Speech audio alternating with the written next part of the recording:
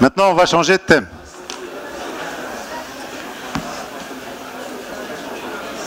Tunisiens à l'étranger. مش انتوما معنا.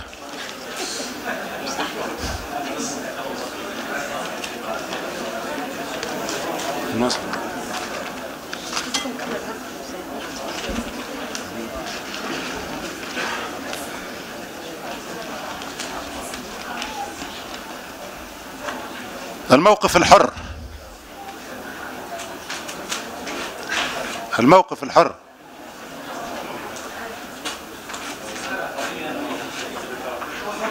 هو حر.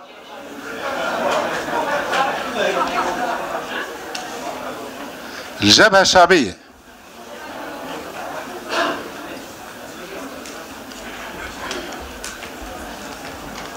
حركة النهضة.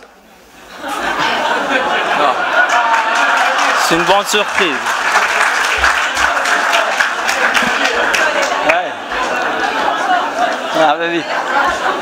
On va pas se battre. شنو أحوالك لاباس؟ نورمال هذه ديمقراطية. ديمقراطية. احنا ضربنا عليها 40 عام باش نتحاوروا هيك بحرية. Comment peut-on profiter de la révolution numérique pour améliorer les prestations dans les ambassades et les consulats?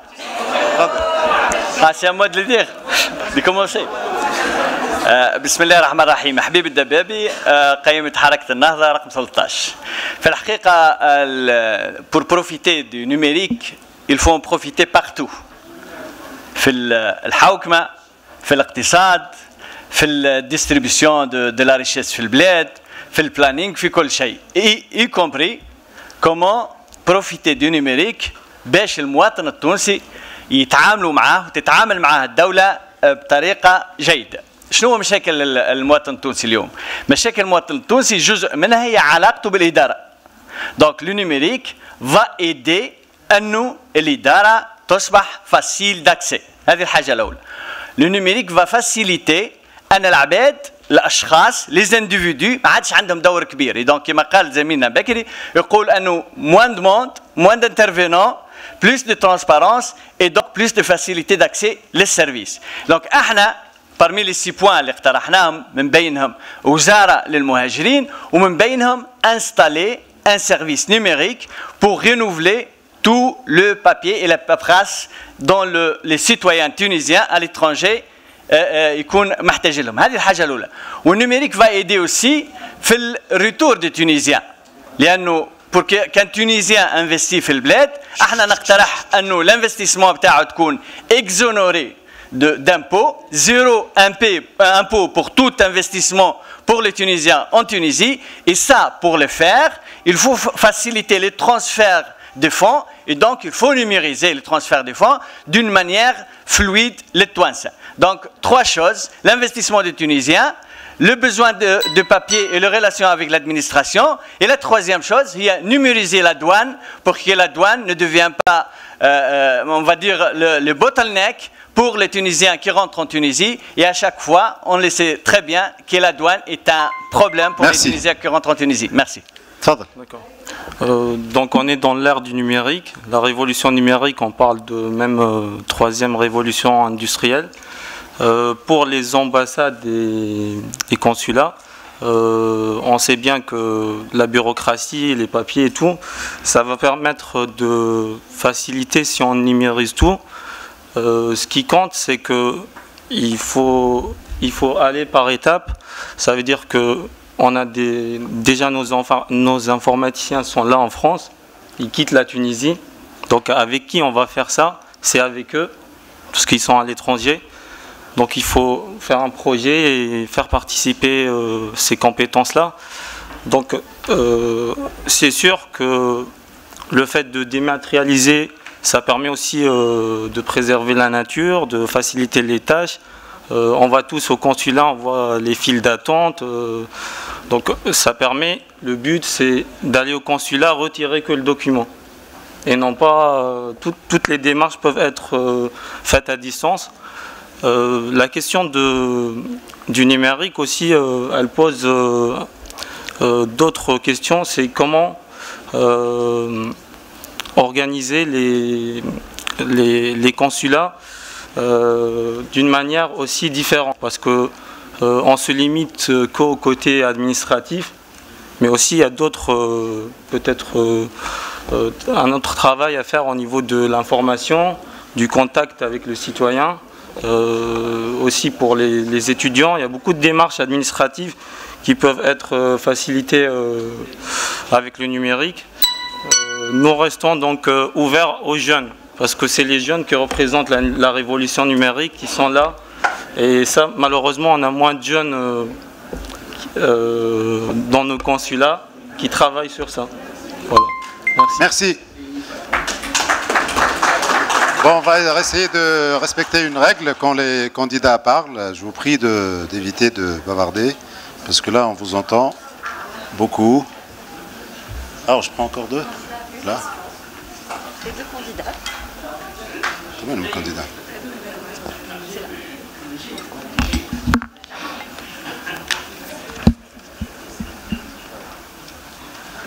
عملتهاش بالعاني راه الحركة الشعبية والنهضة مش أنا. الاتحاد الديمقراطي الاجتماعي.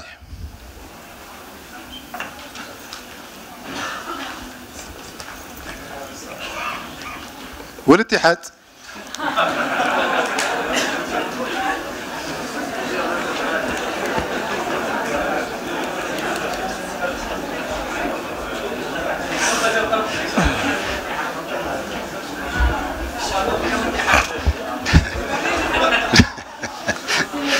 Bon, la question.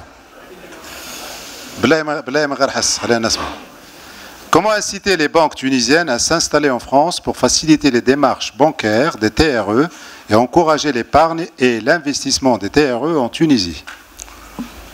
Commence à gauche cette fois-ci. Alors, moi j'ai l'impression qu'on prend un peu les questions. Je suis Nadia Chaben, donc l'Union démocratique et sociale. Je parle en français parce que j'ai repéré quelques personnes dans la salle qui parlent pas du tout l'arabe, et donc aussi par respect pour nos concitoyens de la deuxième et troisième génération, je voulais quand même qu'ils puissent suivre ce débat. Donc je voulais, on prend un peu les choses un peu à l'envers, parce que je vois pas du tout la question à poser. Est-ce qu'on doit inciter les banques tunisiennes à s'installer ici?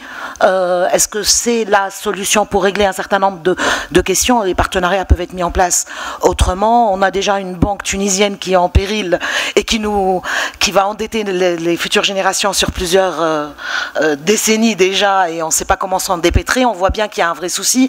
La BIAD s'est installée, mais on voit bien aussi qu'on est sur des comptes convertibles, mais qui font... La question, c'est le transfert d'argent, c'est l'utilisation des fonds qui proviennent de l'immigration, et en tout cas de nos concitoyens, de notre argent en tout cas par rapport à la Tunisie, de comment il peut participer. Moi je pense que la question, elle n'est pas que sur la question des banques.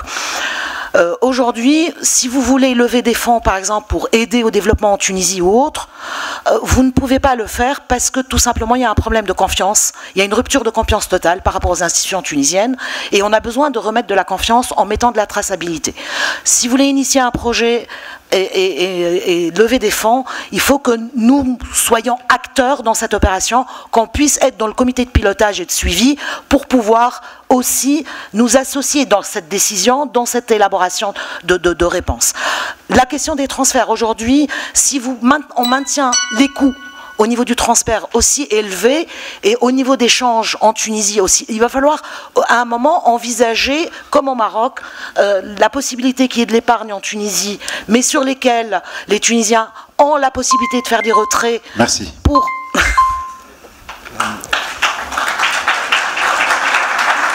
اتحاد. فتحت لي قائمة الاتحاد القائمة عدد 23. أولا nous avons interpellé cet été la Banque centrale tunisienne concernant l'investissement des citoyens tunisiens à l'investissement, disons, productif. Parce qu'il y a deux formes d'investissement, un investissement qui produit et un autre investissement qui ne produit pas, et nous avons souhaité encourager l'investissement qui crée de l'emploi. Et nous souhaitons que l'investissement qui crée de l'emploi, c'est cet investissement qui n'est pas soumis aux taxes. mais l'investissement de blanchissement ou l'investissement d'autres formes d'investissement, il doit aussi être taxé par la banque centrale. Et c'est vrai que le secteur bancaire tunisien, déjà, il a des difficultés, le secteur national. Et le secteur national, vous savez très bien que les banques, ils sont actuellement propriété de l'État. L'État, elle est le financeur, elle est aussi la propriété et le propriétaire des banques. Et nous souhaitons justement que le service public de l'État joue son rôle à travers cette banque. Nous pensons aussi que le banque, par exemple, banque الإسكان يلعب دوره كما تلعب فيه البنوك المغاربية الأخرى أن تخلي l'investissement c'est pour le bâtiment et pour la pierre et permettre aux Tunisiens, des résidents de l'étranger, d'investir dans la pierre et dans les bâtiments pour faire tourner la machine économique.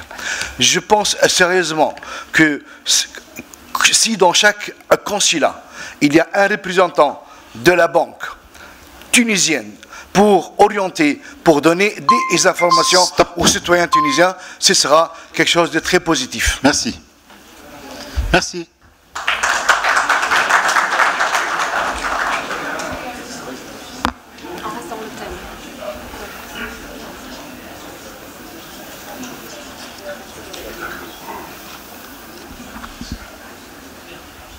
البديل.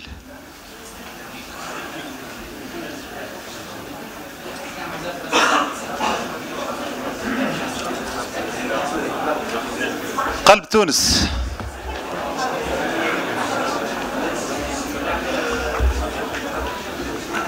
قلب تونس.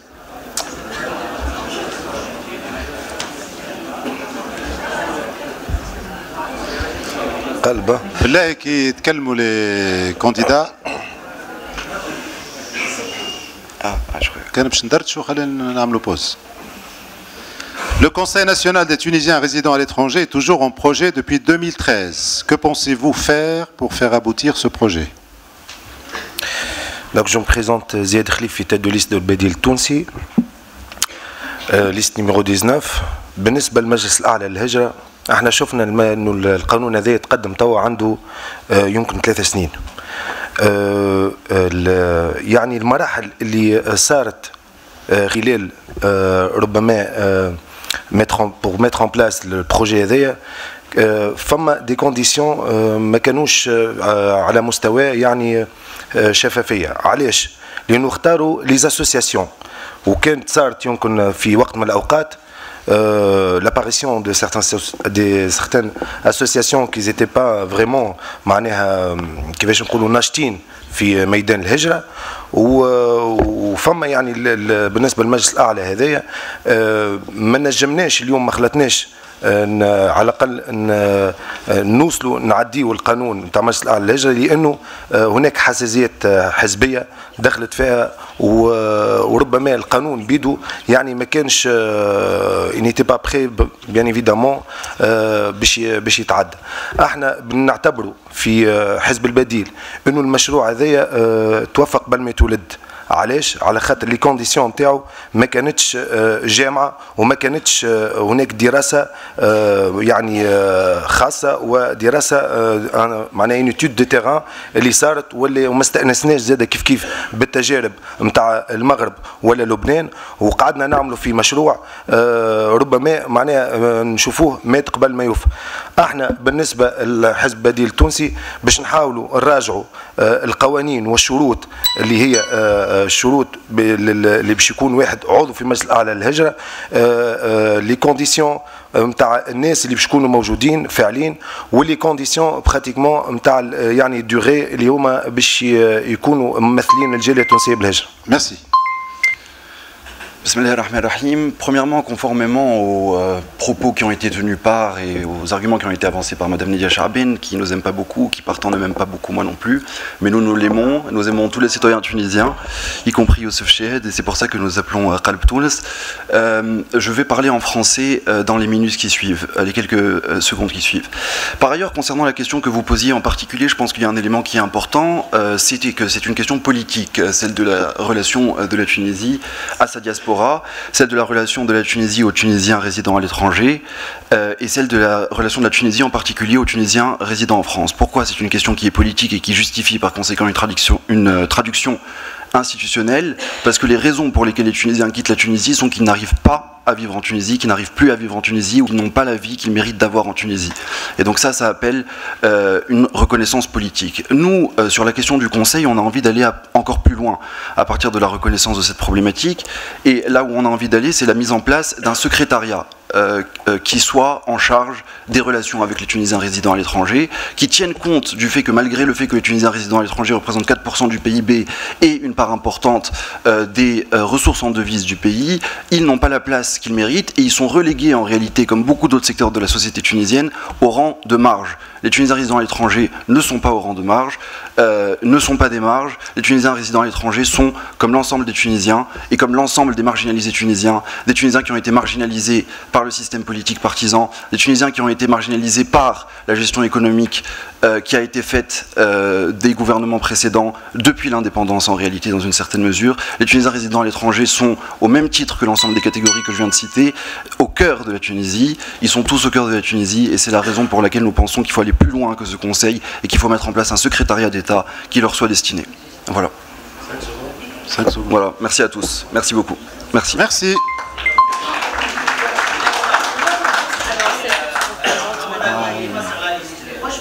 Hey. Alors, juste une petite. Alors ça, une petite moi je remarque. sais pas. Hein. Hey, moi je suis pas. Effectivement. Merci, oui, merci. Non, je le précise, je ne suis pas la tête de liste, la tête de liste c'est Lilia. Mais pourquoi il n'y a pas la tête de liste ici numéro 15. Oui, voilà. La tête de liste n'est pas là? Non, elle n'est pas là.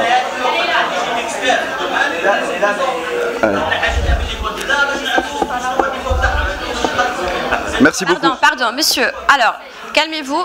Dans le mail qui a été communiqué à tout le monde, c'était bien précisé. On aura les têtes de liste ou leur représentant.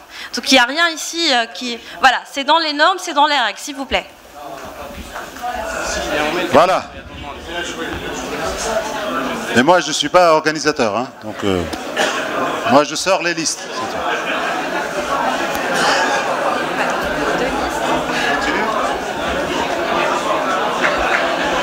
Ben on reprend, non?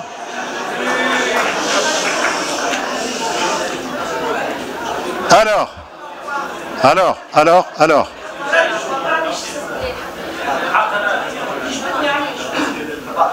Non mais ça sera peut-être, je sais pas. Hein.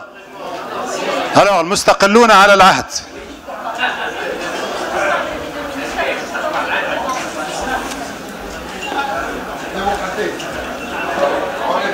On va reprendre le débat. قلنا المستقلون على العهد وتوا تونس غدوة. تونس غدوة. ما جاش. تونس غدوة.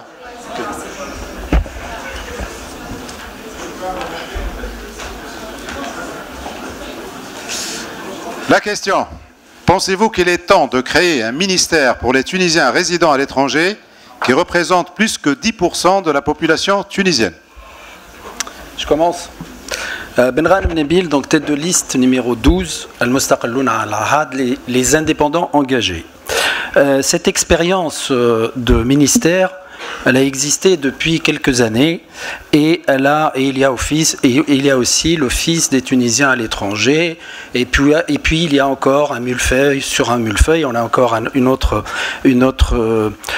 d'autres projets et je pense sincèrement que tout ceci doit se faire en concertation avec la société civile et surtout avec les Tunisiens résidant en France.